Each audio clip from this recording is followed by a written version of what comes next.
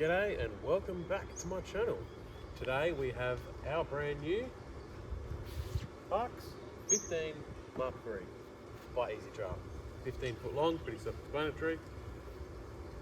Third revision, I suppose, of this van. It's a hybrid, fold out rear, two bunks. That's what they call a quad. They also do it in a twin, which is for a couple, with no kids, obviously. With a foot of pop top up the top. We bought this from moving up from a Jayco Swan, which we still have over there, obviously. We did love it, but since travelling with my parents in their hybrid of another make, which is a lot less quality than this, but the same price, won't mention any names, we are really stoked about buying this. After going through it, pulling it apart, and just the quality of the finishes, the stuff you get for your money compared to the other brands, it was hard to say no. And look at it, look at the colour of it. It's brilliant. It looks good, if you ask me. Wife doesn't like it, but I think it looks good. Anyway, so in this video we'll show you what we've done to it, why we've done it, a couple of tips, what makes it easier. We'll go from there, so come along. Alright, first things first, the fridge slide. Yes, I have to cut my cable ties still. I added this tracking in, just here. You buy it from eBay, and it basically rolls the cable with the drawer, and it comes around here, and then you got a fixed point. The actual the Mark IIIs do come with this, the newer ones, but this is a bit of a changeover model that we ended up getting because it was in stock. It actually has that all here as factory, but there's lights in here, all door censored. Fan, Anderson 240 SIG, and this storage drawer is brilliant. It just wasted space. I actually had to make the same sort of thing for my parents' hybrid van. Moving around to the drawbar.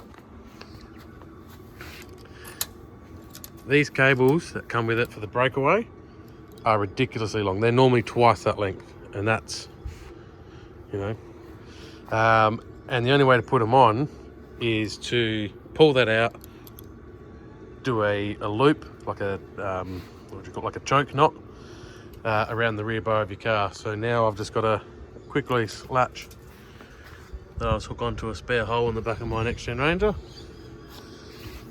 and shorten it up so it's not dragging on the ground. The other thing is, it comes with this Arc 750, brilliant jockey, love them, but it's normally over this side.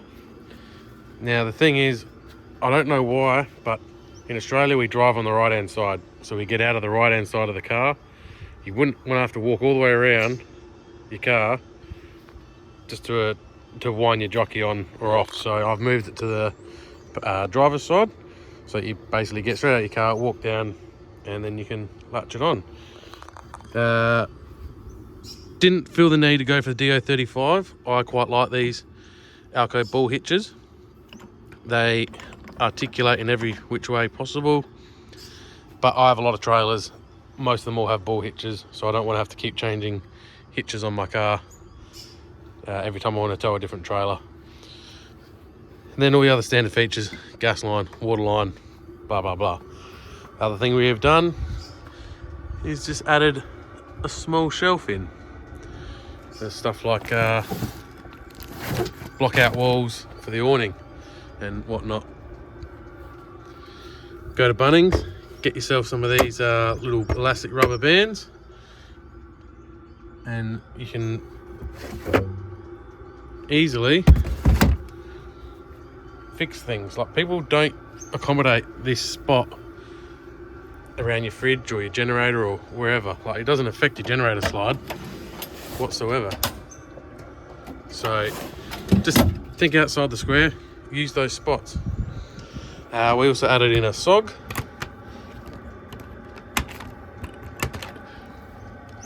So the SOG goes in underneath the cassette and then up into the filtration hole. And in here is a carbon filter, and it basically, when you open up the flap of your cassette toilet to do your business, the fan in here turns on, draws the fumes out, so you don't get chemical smells up into your van or number 2 smells, and you can't even smell it through here because there's a carbon filter in here. Other thing we've done, which is currently running, diesel heater. I made this little swing away control stand for the diesel tank. It runs into the rear bar,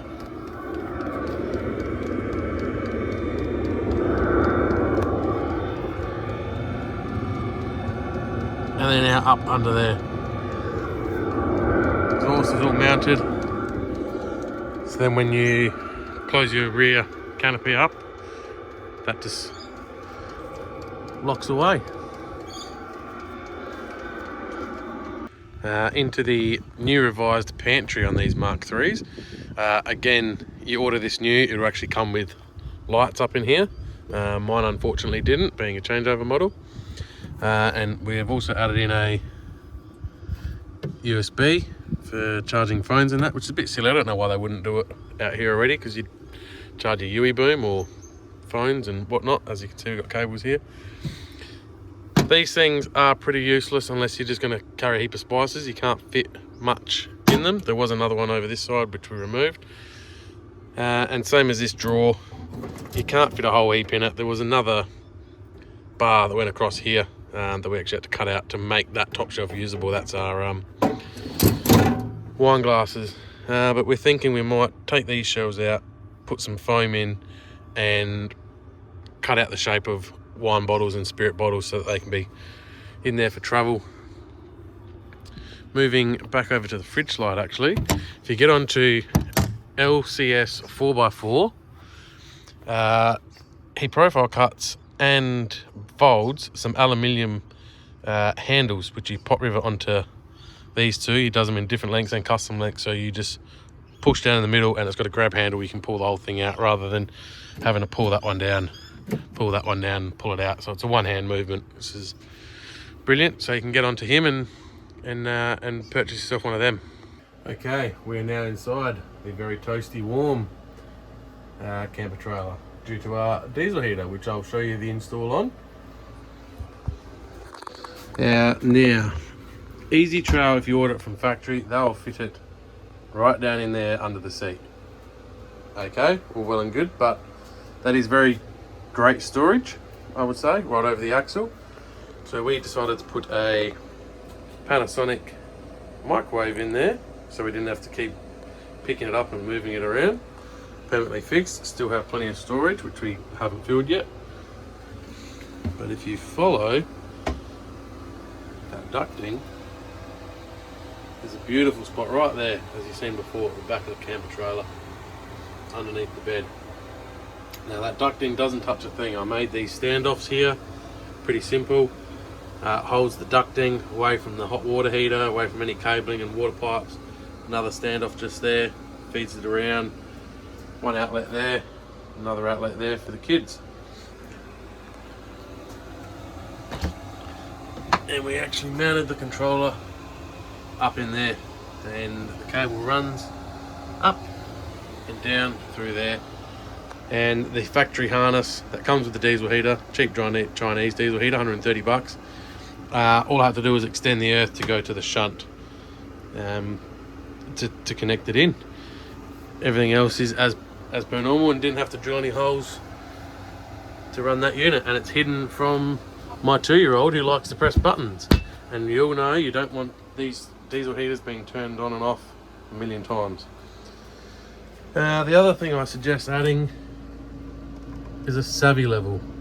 Now, Savvy Level is basically an app, and that is what would you call it? It's a permanent spirit level, and you just fire up your app, and it will tell you if you need to move your van up, down, left, right, dig a hole, bury a wheel, whatever you need to do. They're about 350 odd bucks, or you can buy second-hand ones on eBay, like that one there. The other mod that we have done is put a bit of a suction cap handle in here for my 5-year-old daughter, as these stairs, they're okay, but you know, climbing up and out of the bed is a bit hard. And then so we put these little soft foam things on there and a little bed rail for my 2-year-old, because she really likes to wriggle during the sleep. So we've put that there, which swings up and locks in. Fusion locks everywhere. Again, turn the light on. Fusion locks everywhere. They're just brilliant. And the other thing that really annoyed me about this van was the shower head. It would literally, the one that come in it, that's how your shower head would sit, and it would point right back down at the tap. It was so annoying. So from Bunnings, this here is just what you'd put in your closet for hanging your clothes on. Refixed it back where the original one fixed, and I literally just tack welded that on the inside. Put a little plastic bung in it. Bought that from Bunnings as well, and now it's fully adjustable. And when the roof goes down, it just sits down in here. Alright, so I've just put the bed down and the table in, and I'll explain to you, we don't like this table. We use the table a fair bit. We have 2 children. They like to eat their breakfast in here. We do a lot of camping when it's cold and wet in the winter, so we can't always sit outside. Having the Jayco Swan, where we could all sit at a table, as well as having a lounge suite inside the Jayco, this is a hard pill to swallow, this one, but we've gained a lot more, so we're happy to overcome it some way. Please let us know in the comments if you have a solution to fixing what we have here, but I'll show you. The table hits there. If you move it out of the way, all well and good. Now that is close enough for our 2 little girls to sit there and draw and eat, but there's a pole right in the way, or for them to be down low enough for their feet to hang out and the table not be ridiculously high. This is in the way. So that's it all the way out, which is probably where me and my wife would happily sit and eat. And I feel they did it that way so that you can swing it there to be out of the way for more area in here, but it's just not user friendly if you have children.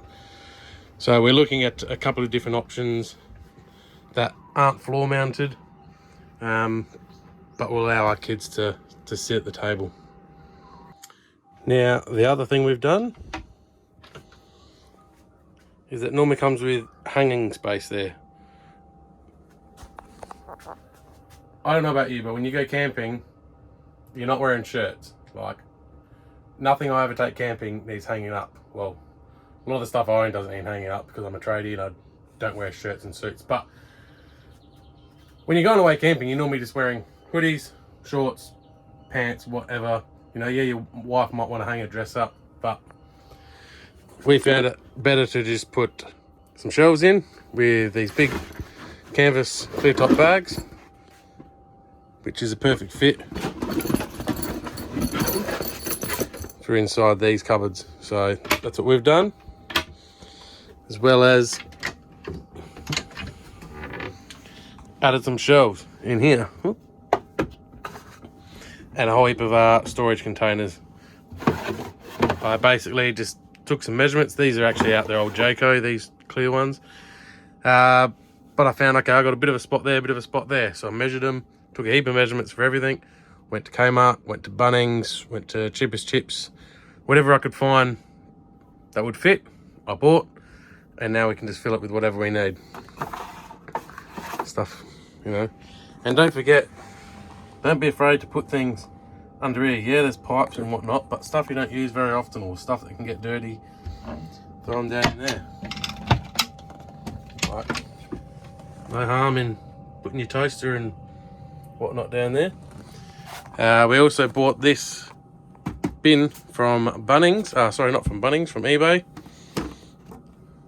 And, you know, hung it on the door so you can actually still have space underneath it if you really wanted to put something there.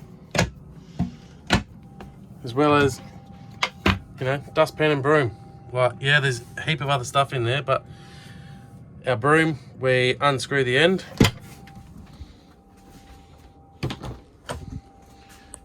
And we just lock the handle in there. Doesn't matter if it gets wet. Doesn't matter if it watches your wee. Like, it's a broom handle. And again, more fusion locks. We actually mounted all the controls for the Sirocco fans. There's one for each child. But the best thing is one remote can do any of them. So we can grab that one, done that, do that one, do that one. You're not remote specific, which is good because my daughter likes to grab the ones that are over by our bed and run off with them and hide them and play with them and stick her fingers in the fan. It's great.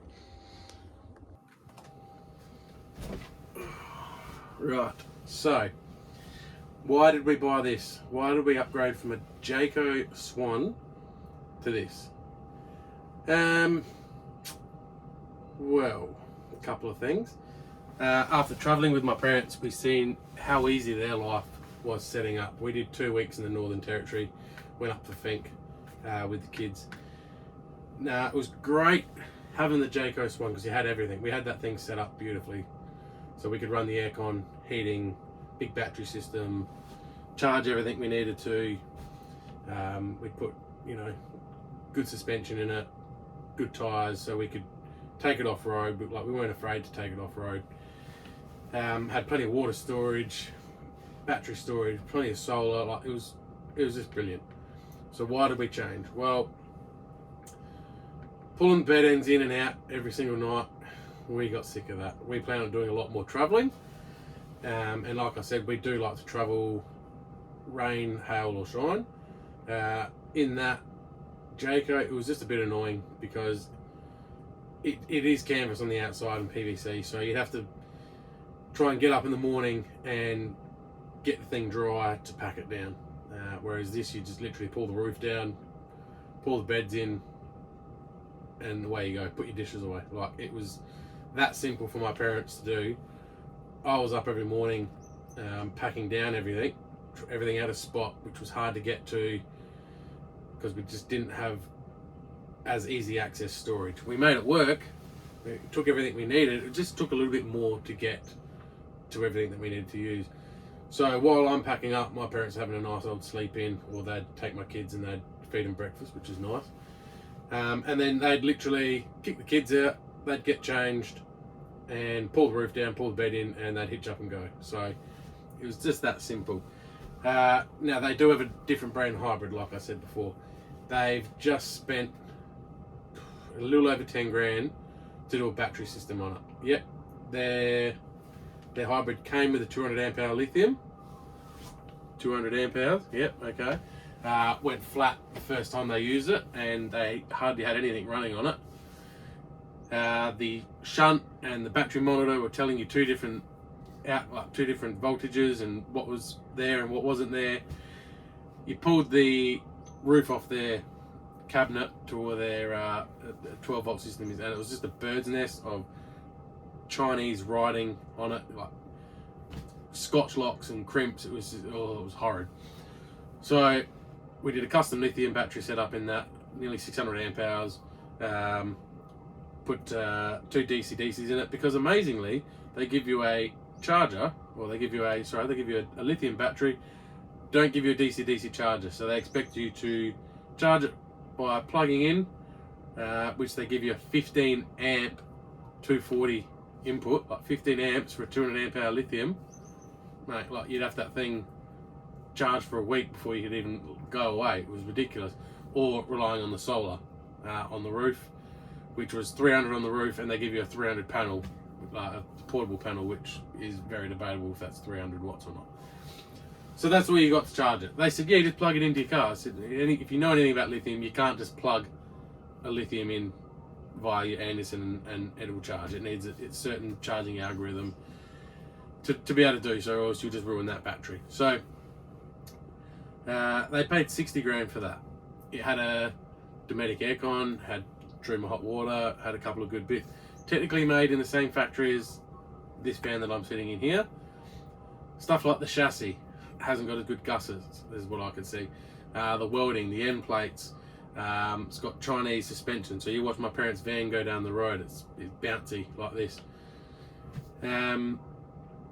Even just turning corners, it looks like it's going to topple over, and then when you straighten up, it still wobbles back.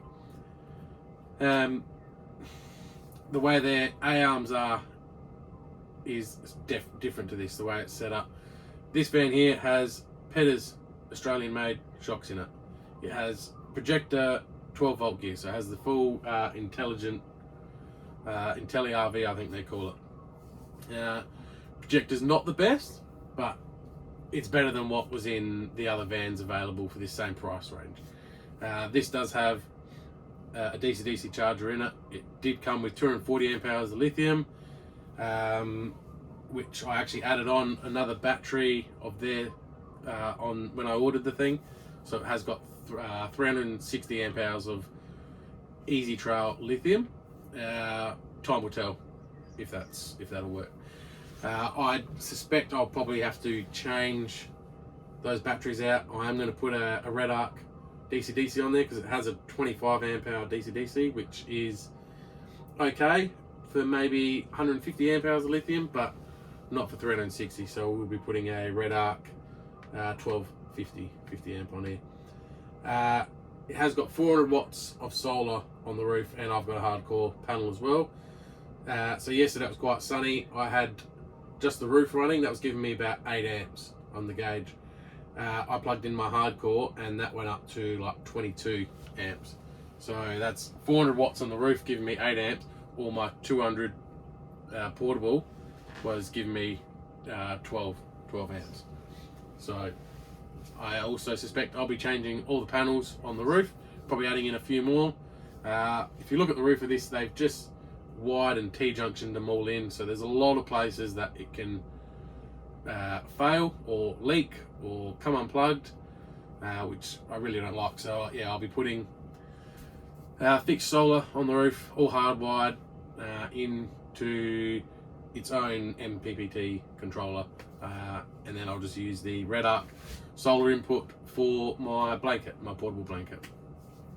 But apart from that, I am quite happy with the 12-volt system in here, compared to my parents' van. Well, my parents' van now is quite well, but they've paid 60 for a van, had to spend 10 on it plus a little bit more, and it was back for warranty twice in the first week and a couple more times after that, with just silly failures that happened.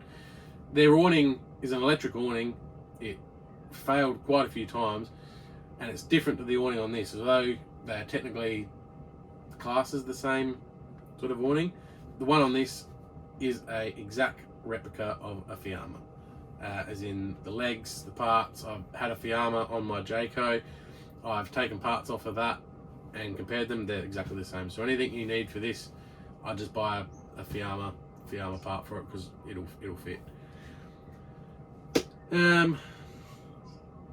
What else can we say about this?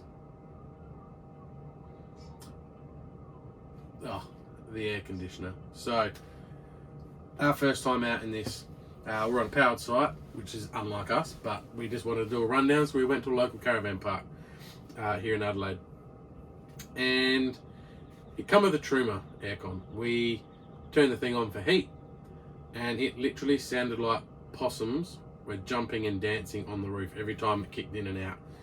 Now, Ezytrail claimed that it is a soft start. Truma claimed that it's a soft start, but you could hear the thing going, va-dunk, fire up, va-dunk, shut down. And that was happening every 2 or 3 minutes, which was ridiculous, considering we'd put a Dometic Harrier light on our Jayco, and that thing was whisper quiet. And my parents have the same. They have a Dometic on their caravan as well. and we'd go over to their van, and it was warm and quiet and smooth running. It was beautiful. So luckily we still had the Jayco. We took the Dometic off of that, put the Harrier on it, and then put the Dometic onto here, which personally I think is the much better unit. Not saying trimmer's bad. The gas hot water in here is, we haven't had a failure with that. It's been quite good. And the Thetford toilet, that's all been perfectly fine. We do like the toilet in this compared to the Dometic, as it covers more area, so there's less area in the shower, so to speak, for water to get in and behind to have to try and clean. So this is a lot better on that front. We have replaced the TV, only because the TV that comes with it has a DVD player on the side, which is good. Our kids do have DVDs because they have a DVD player in the car, and they do like to sit and watch DVDs. But we want to be able to watch Netflix or YouTube if we wanted to entertain the kids while we were off doing something. So we just bought this one from BCF, and we just added in where the CD player is, or I should say multimedia was. We added in a DVD player head unit, which surprisingly is quite hard to actually find a head unit now that has a DVD reader in it, because not many people use DVDs anymore, I know. So we just did that. It was a direct bolt in, that was a direct bolt and plug in. But now we can hotspot off our phones, or mum and dad have Starlink. When we go away, then we can use that. My wife and I, we don't really ever watch TV. It's mainly just to keep the kids out of our hair, because we are big believers of, you shouldn't really go camping if you have to sit there and watch TV at night. We always try and be outside as much as we can. But yeah, when it's raining and pouring and freezing cold, we're happy to put the kids in here, and me and my wife will sit down and have a drink, play some cards, or be over at our friends' vans and hanging out with them. Apart from that, we are pretty happy with the van. Now, is there anything else that we would change, or are we going to upgrade with the van? Yeah, apart from the solar, obviously looking at a new table solution. I am going to try and work out a way where we can run the aircon off of the battery system, now that it is a genuine soft start. The projector comes with a changeover switch, so you can basically use any GPIO around the van when you're in mains or on the inverter, all except the one that the aircon runs off, has its own RCD, which is down here. There is one way you can do it, which would be you turn off the 240 volt input charger, which is just a switch in here, and you actually have a GPIO on the outside as an output by the kitchen, and your power inputs on that side. You can actually run a extension lead out of that and then into the other side, which ideally isn't the best way of doing it, because you're probably going to have some more power loss, or be drawing more than you need. So I'd like to work out a way where we can actually genuinely run that off of the batteries. We will put a bigger battery bank in. The reason I point down is batteries are now between the axle in all new builds. Batteries have to be outside the living area, so it's in a sealed compartment in the floor, which I quite like, because it leaves more space under here to put things. If you were running AGM, it's low, it's good low center of gravity over the axle, but we're obviously running lithium. But there's enough space in there to put quite a few 100 amp hours of battery, so that'll probably be an upgrade for the future. Other upgrades, I don't think there will be much. We might change the wheels. The wheels on this thing are not the best looking, not ugliest, but they're not the best looking, so we might change them.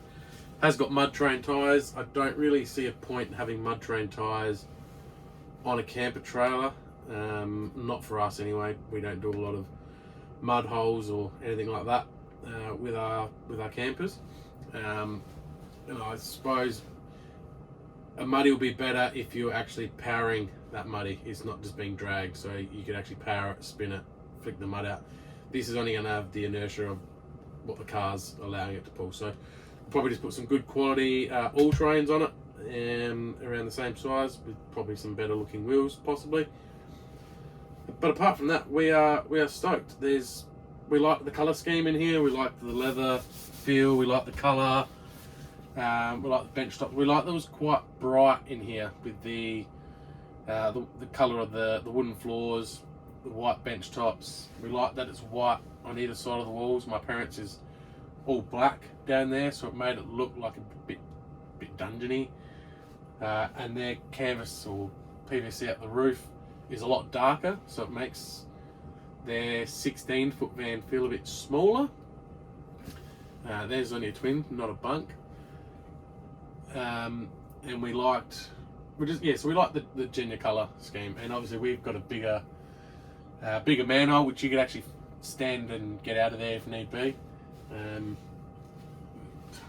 Maybe add a light over the table, as all the lights in the van are on. It's a bit darker over here compared to over here. But apart from that, we're pretty happy. It's the only van that we found on the market that actually had storage next to the beds. Everything else was empty there. So these are all storage compartments with 240 either side, which not any of the other vans that we've seen had 240 there. It wasn't a deal breaker. We just thought that's good. So obviously we paid 60,215 on road for this van, where my parents paid a little bit more for their van, and they got a hell of a lot less and a lot more issues. So I'm glad we picked this. We looked at quite a few others. We looked at MDC, Stony Creek, Fantasy, quite a few, and nothing really ticked as many boxes as what this one did. And I think it's probably by far the best looking van. Not that that's anything to go by. You wouldn't buy a van because it's good looking, more for function, but that was just another thing that helped us lean towards the Ezytrail. So we bought that here in Adelaide. Sean and Cara, they were brilliant to deal with. They were very helpful. I did have one problem where the lock completely pulled out when I went to fill the water tanks. Cara was like, come down, see me, here, have another one. Any other issues or problems or stuff I had to talk to her about, she's on the other end of the phone. They're willing to help, so she's brilliant. So highly recommend them. Go down and see them if you do want to look at one. They've got plenty there to get in and have a look around, of all types. All types are there. There's the Junas and the Parkes. They do have a couple of campers there, so yeah, get down, have a yarn to them. But thank you very much for watching. This is, I'm not the best of editing, I'm not the best on camera, but I hope this has been helpful to a few of you guys or girls. This is just how we do things. There's more than one way to skin a cat, what I remember. All of these USBs around, there's a couple here, a couple there. They come with a twin USB. I changed them to a twin USB and a USB-C, so all your Samsungs and new iPhones and iPads will plug into there without having to change to an older style cable. So I just thought of that as I was looking around. But anyway, thanks for watching. If there's anything you need to know, just leave a comment. If there's any more videos you want me to do, just sing out and I'll do it. So thank you very much, guys.